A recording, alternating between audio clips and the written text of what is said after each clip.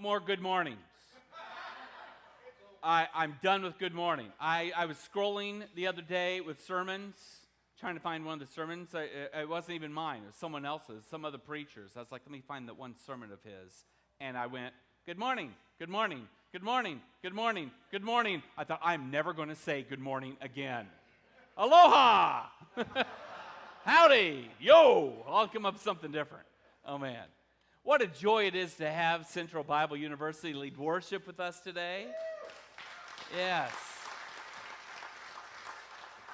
It's also a joy. You may notice our room is shifted a little bit to this side. We're going to have a couple of baptisms at the end of service, and there's a lot of very excited family members. And for me, it's special today. My parents are here. They're in the front row over here. My father, Dale. Dale and Terry Kleeman.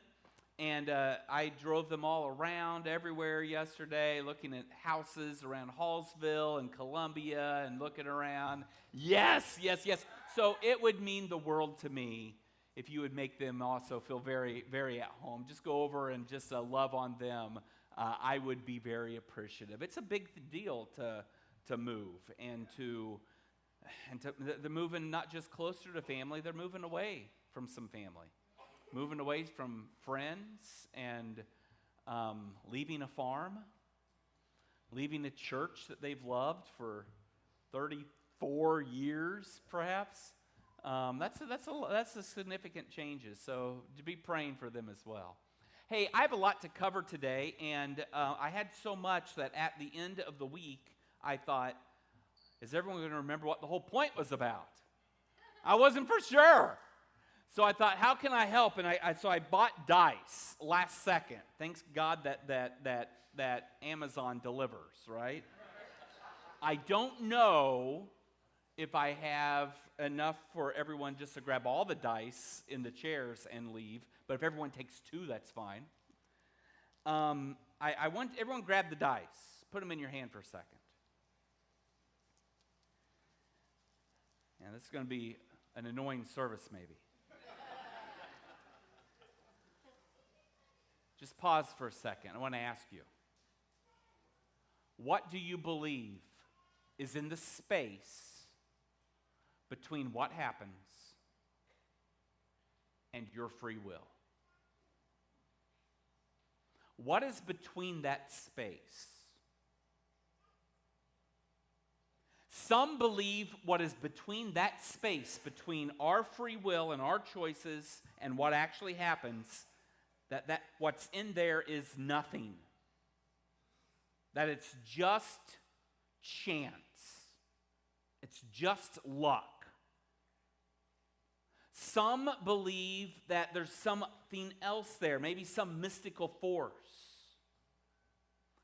I believe that God is working in that space between my choices and my life and what I'm trying to do and whether or not I stand up or whether or not I fail and what actually happens. And that space that he occupies is called providence. It is a God who is working in our lives. He did not just create everything and then step back and go, let's see what happens now. That he is involved and working in your life all around you. And this is my favorite topic, of course, you know, is the topic of providence. But as you explore providence, you come to one topic that some people go, I don't know if you ought to be preaching on that though, Darin. This idea of casting lots. Have you ever looked at that? Casting lots. What is casting lots? Well, casting lots was done maybe with some dice or maybe some marbles, or there was some way to make sure it wasn't my free will that decided what was going to happen. I'm going to use whatever's in that space. And there was some kind of, okay, let's go, let's see, let's roll the dice, and we're going to let whatever's in that space decide. And so secular societies might believe that we're giving it a chance. There have been some that believe it's some sort of witchcraft or some sort of mystical force that's working between there. The Jews believed there was something working in that space. And they cast lots a lot. It's actually very biblical. The priest would cast lots to decide what their duties were. The musicians around the temple, they would cast lots to decide where their duties were in the worship, whether they teachers or students. They left it up to God. When you served at the gates of the temple, you would cast lots to determine what your duties were. When it was time to sacrifice and you bring 2 goats in and one goat's going to be sacrificed and the other's going to be the scapegoat, how do you decide which one's the scapegoat? They cast lots. When Joshua entered the promised land, there was some land that God said, this land, that belongs to Judah. This land, it belongs to the descendants of Joseph. But this land, we'll divide it up. And do you know how we're going to divide it up? They cast lots. It was, I guess, one way to make sure things were fair. But they also cast lots in a way that it shows something was working in that space. You know the story of Jonah? Jonah got on a boat, and he's supposed to go to Nineveh, so he went the other direction. And he's on the boat sailing in the wrong direction, and a storm comes and starts knocking the ship back and forth. And the sailors, who were not Jews, who are not believers, they said, something is causing this storm. Let's figure out what. And they cast lots. And it worked. It worked. The lot landed on Jonah. And he went, yep, I'm the guy. This is because of me. Casting lots worked. It's not just a roll of the die. That's odd. Well, that's Old Testament stuff, but they're still doing it in the New Testament. When Judas hangs himself, they bring 2 candidates and they go, both these guys are qualified. How are we going to decide who takes his spot? And do you know what they did? They cast lots. They trusted that it wasn't just them making decisions. That there is someone else working in my life, someone who has control that I don't have. And they allowed their God to work in that space. So I want to share a story today, and it's a very difficult story to share, especially on a Sunday, so I probably won't have time, and I'll speed through it, and at the end of the sermon I'll go, I blew it. Because there's a lot of moving parts. But it's the story of Esther. And Esther is about casting lots, casting the poor. And there's going to be a cast, and then they're going to learn who actually is living in that space. And at the end, everyone's going to celebrate Purim. They're going to say, this is a new holiday that we must celebrate, the day that we all realize the true providence of our God. It's an amazing book. It's a book with a lot of irony. The first 3 chapters kind of set it up, where you learn about the 4 characters. There's 4 main characters in the story. The first character is the king, King Xerxes. He's a Persian king. He's powerful, prideful, and a drunkard. And he's drunk through the entire book. The king is rash. He has anger, he makes quick decisions, usually while he's drunk. And he starts at the beginning and goes to the end, and you see what his true love is. He loves a good banquet. And the book begins with a banquet that lasts for 180 days. That's a party. Woo! Are we late to the party? It doesn't matter. It doesn't matter if you're late for this one. 180 days. And after the 180 days of a banquet to celebrate his greatness and the greatness of Persia, he goes, let's go another week. He's not done.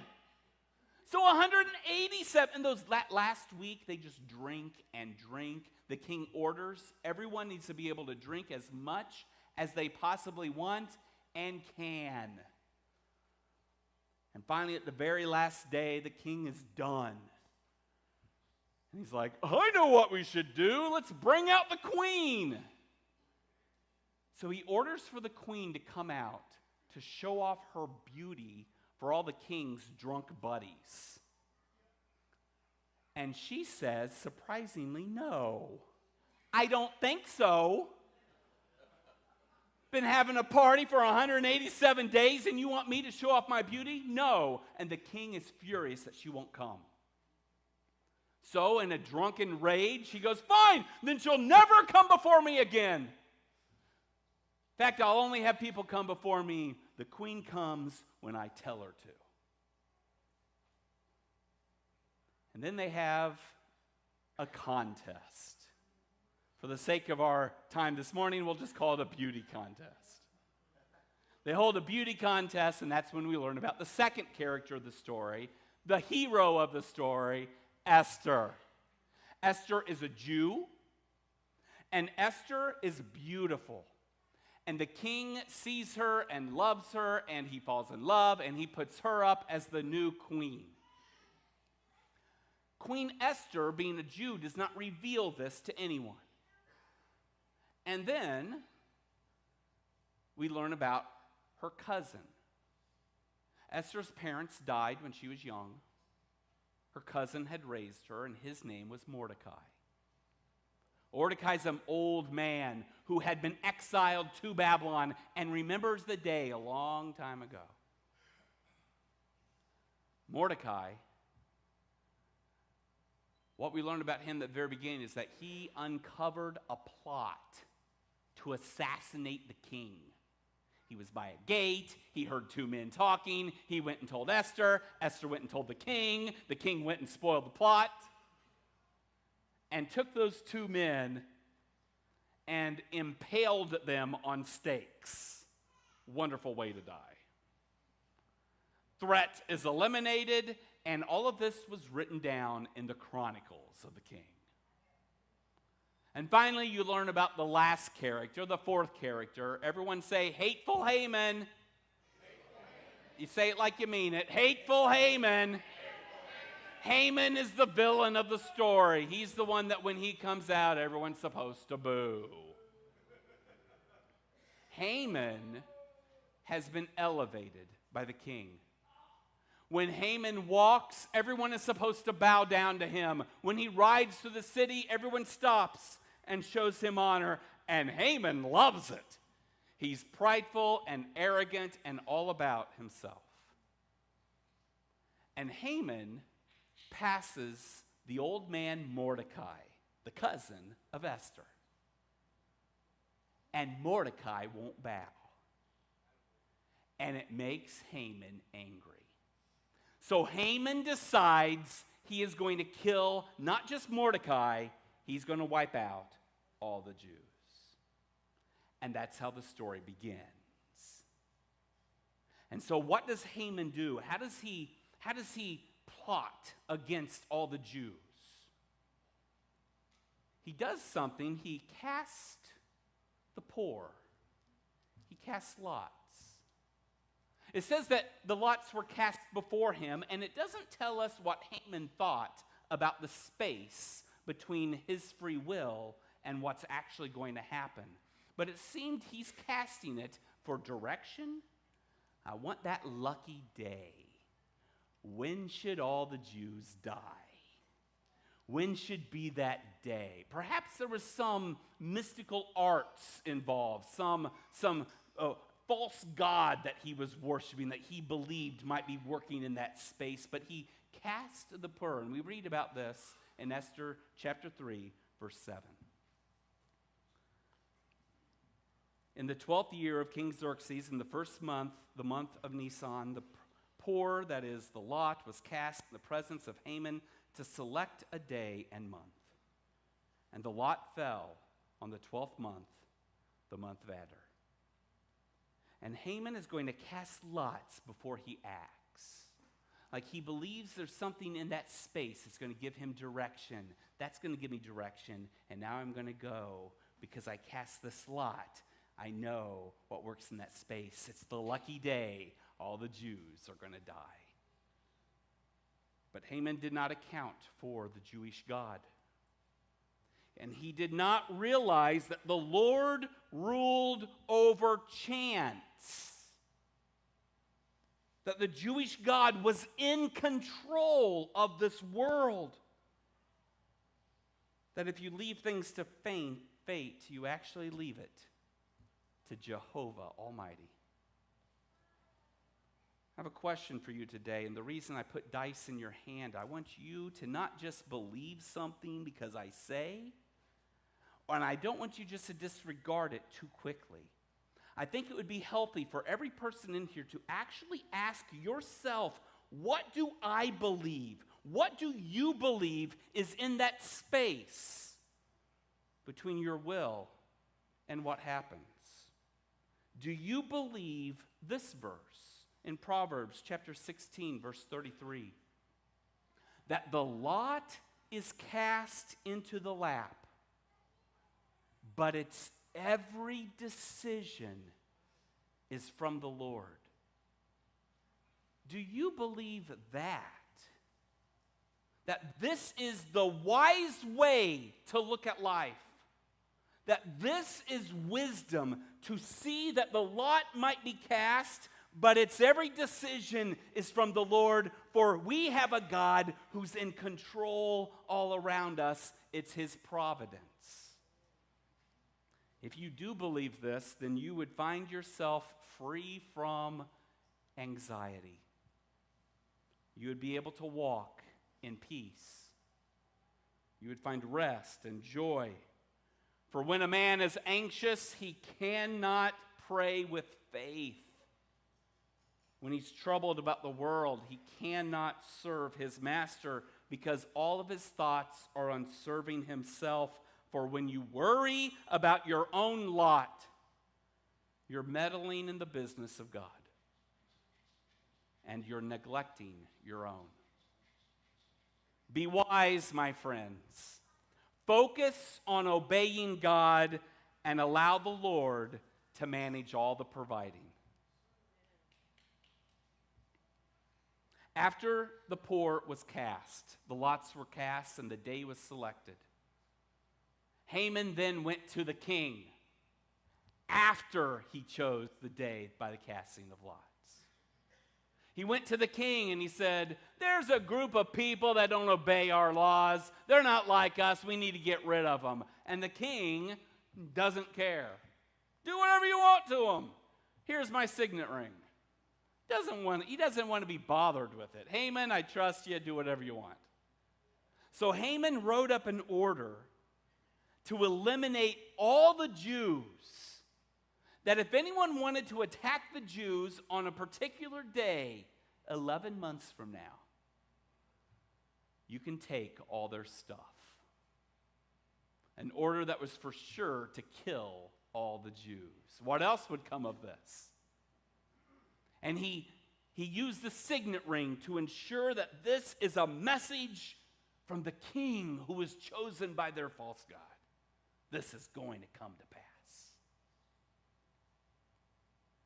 Mordecai learns of the order and is distressed. And he learned about it the day right before the Jewish Passover, which is kind of interesting. A day that they're supposed to celebrate God's redemption and salvation. Mordecai, he comes and he's mourning, and then there's this discussion between Esther and Mordecai, and the discussion is between servants.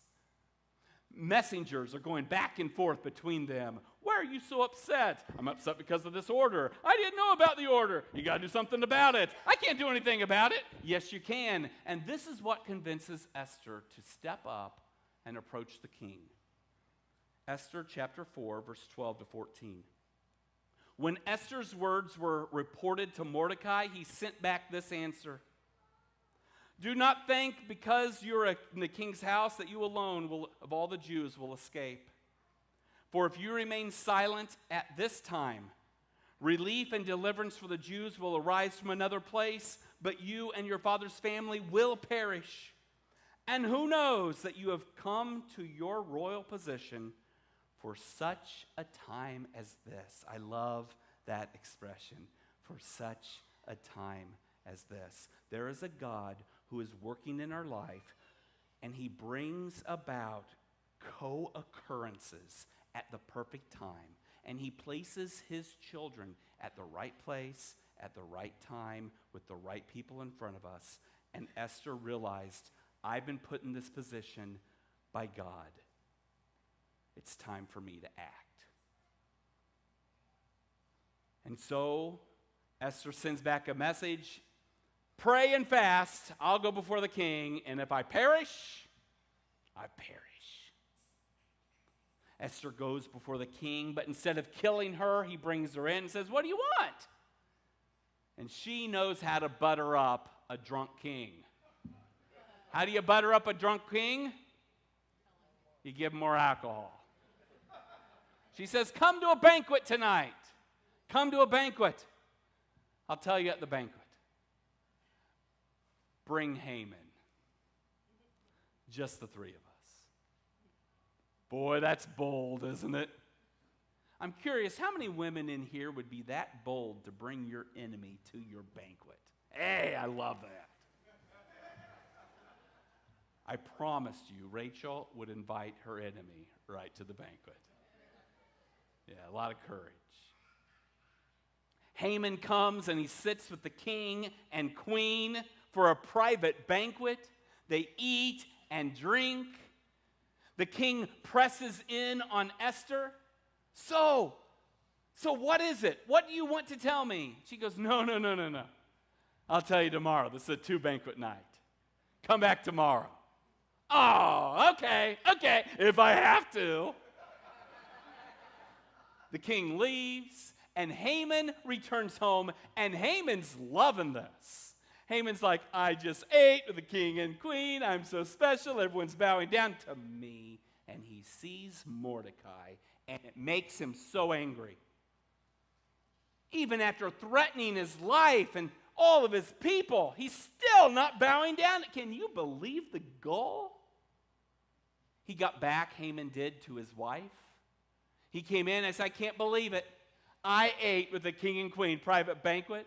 I'm so special. And that old man Mordecai, he won't bow to me. Can you believe it? And his wife and his friends said, you know what? You're worrying about nothing. The king loves you, obviously. Why don't you go to him first thing in the morning and request for Mordecai's life? Haman's like, you're right. What am I waiting for? I'll just do it now. And that night they built a 75-foot stake, 50 cubits tall. I don't know how you do that. I don't know how you do that in one night. I thought about this a lot this week. My only guess is maybe this was on top of a house and they consider the house height. I don't know. His palace? But they built this giant stake, and Haman, as he's going to bed that night, is like, tomorrow morning, first thing, I'm going to go to the king, and before the night's over tomorrow, Mordecai's going to be on that stake. And as he lays his head down on that pillow, the whole story pivots. As he is going to sleep, the king is waking up. Oh, I can't sleep. And when the king can't sleep, no one can sleep. Servants, get in here. I'm having trouble sleeping for some reason. Read to me. And so they pull out the chronicles of the king. Here are all the things that you have done and accomplished. And they're reading through the chronicles. And the king is listening, and then they come to one story in the Chronicles, and they read to him and remind him that Mordecai once saved his life. Of all stories to read at all times, someone else is in control here. This is not just free will, and it is not just chance. Whatever happened to Mordecai? He uncovered that plot to save my life. I remember that now. Did we honor him? It doesn't say that we did. No, I guess we did nothing. Maybe that's why I can't sleep. I need a friend. Is there anyone here? Haman. Haman's just arrived. Bring him in.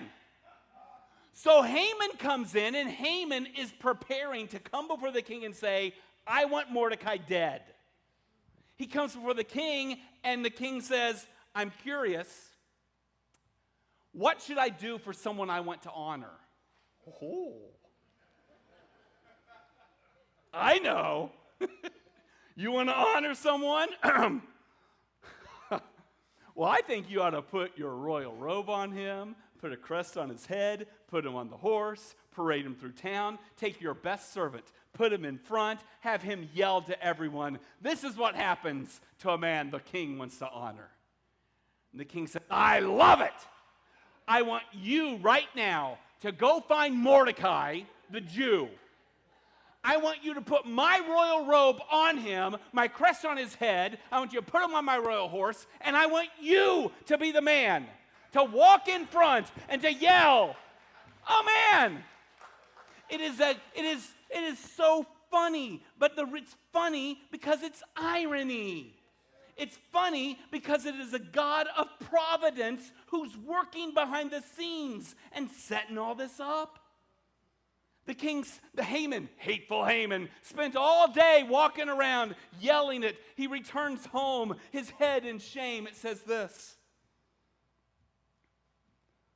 Afterward, Mordecai returned to the king's gate. But Haman rushed home with his head covered in grief and told Zeresh, his wife, and all of his friends everything that had happened to him. His advisors and his wife, Zeresh, said to him, since Mordecai, before whom your downfall has started, is of Jewish origin, you cannot stand against him. You will surely come to ruin. And while they were still talking with him, the king's eunuchs arrived and hurried Haman away to the banquet Esther had prepared.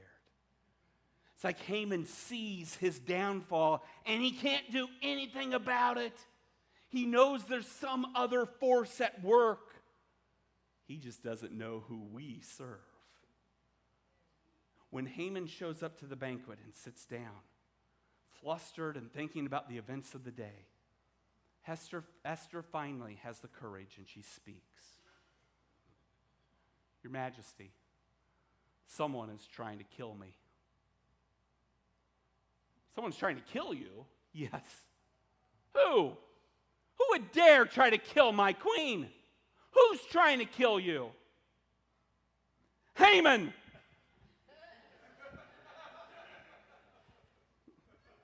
Haman's trying to kill me! I'm a Jew and he's written an order to kill me and all my people, all my family, all my friends. The king looks over. Haman's going, what? I had no idea she was a Jew. I don't know what's going on. The king is always enraged. He gets up angry and he leaves the room. Haman comes over to the queen and he begins to grab her, begging for his life. Please, please. A queen in Jewish Persia has now become nothing more than a sex object. When I say you come, you come. I don't care if I've got drunk buddies around. You come.